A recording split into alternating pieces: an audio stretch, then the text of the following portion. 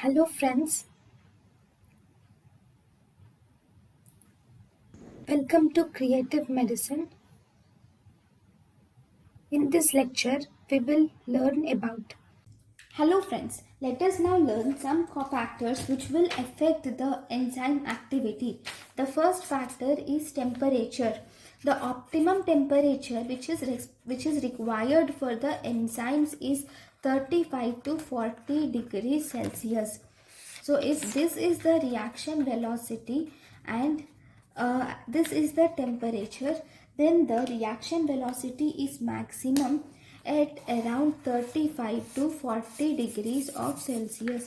At this temperature, the reaction velocity is maximum.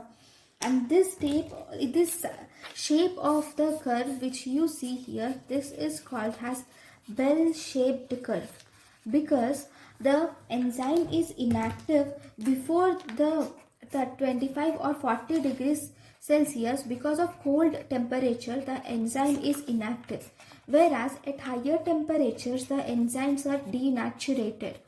Thus the enzymes do not work below or above the optimum temperature. There is one important word which you should learn here, that is about temperature coefficient. So in temperature coefficient, which is also called as Q10, this is the factor where the rate of biological process increases. Here with this, the rate of biological process increases by every 10 degrees Celsius increase in temperature.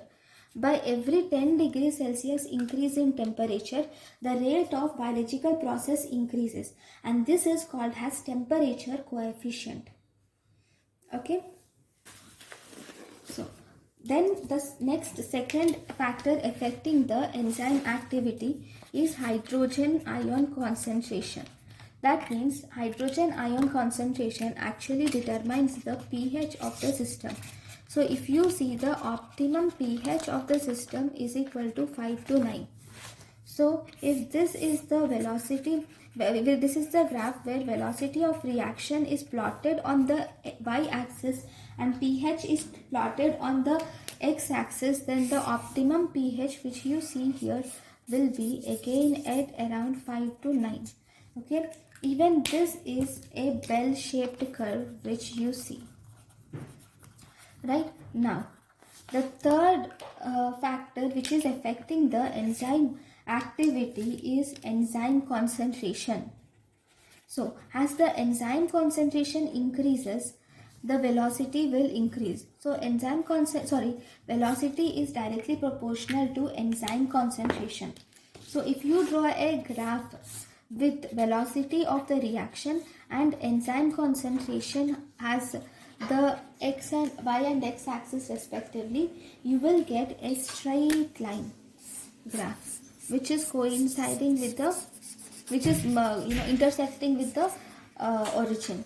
Okay, so this is the graph which is shown when you draw enzyme concentration with velocity.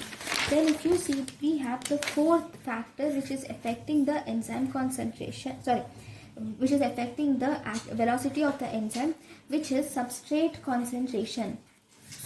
Okay, see, rate of reaction, if you see, or velocity of reaction is directly proportional to the substrate concentration only up to a certain extent. And once that means on the substrate you will have different receptors. Okay, until all the receptors are occupied, the rate of the reaction increases.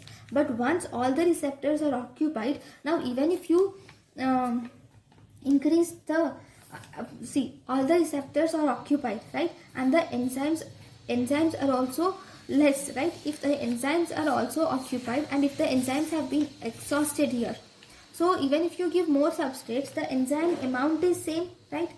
So even if you give more amount of substrate, the enzyme, see, in the first reaction, it's just arbitrary values. Think that there are 16 molecules of a substance, okay, substrate, whereas this will require 10 enzyme molecules. Okay, each enzyme has each substrate is activated by one enzyme. Now you have increased the substrate, right? see, you have 20 enzymes. Think that you have 20 enzyme molecules in your body. One substrate can be activated by one enzyme. So you have increased it to 17. Then obviously the I'll just draw the graph simultaneously. Right. So think that there are 16 substrates. Now the rate of reaction increased, and there are 20 enzymes. Now 16 substrates and 20 enzymes. So 16 substrates are activated by 16 enzymes. There are 4 enzymes still left. Now you have increased the substrate to 17. There is increase in rate of reaction. 18, obviously again there is increase in rate of reaction because there are 18 enzymes available for activation. There is 19, increase in rate of reaction. 20, obviously there is increase in rate of reaction. Once you have increased the substrate to 21, then the enzymes are only 20. That one extra which you have increased, there is that substrate is not activated by the enzyme. So now, even though if you increase to 25 or 50 or 100 or 1000, there are no enzymes to activate the substrate, and as a result the rate of the reaction will be same. Only 20 of the substrate molecules are activated. So rate of reaction becomes constant. Okay, so this is the graph which you get when you plot the rate of reaction on the y-axis and substrate concentration on the x-axis. This type of graph can be given by a equation you have which is called as Michaelis-Menten's equation. According to this Michaelis-Menten's equation, Vi is equal to V max into S by Km plus S. You just have to remember this equation.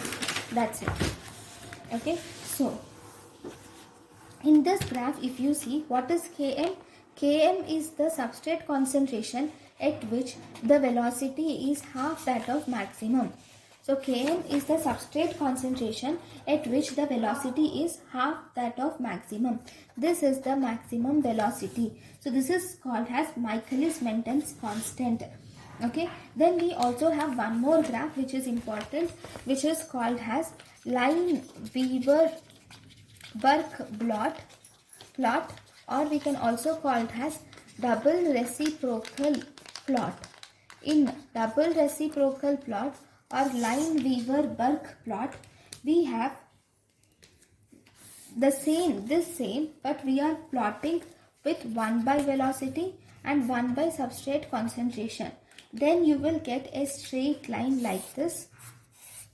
Then you will get a straight line where the intercept on the y-axis is 1 by V max, whereas the intercept on the x-axis is minus 1 by Km, and the slope is equal to Km by V max. Okay, so this is called as Lineweaver-Burke plot or double reciprocal plot. Thank you guys for watching my lecture. Thank you. Thank you, and thank you for watching.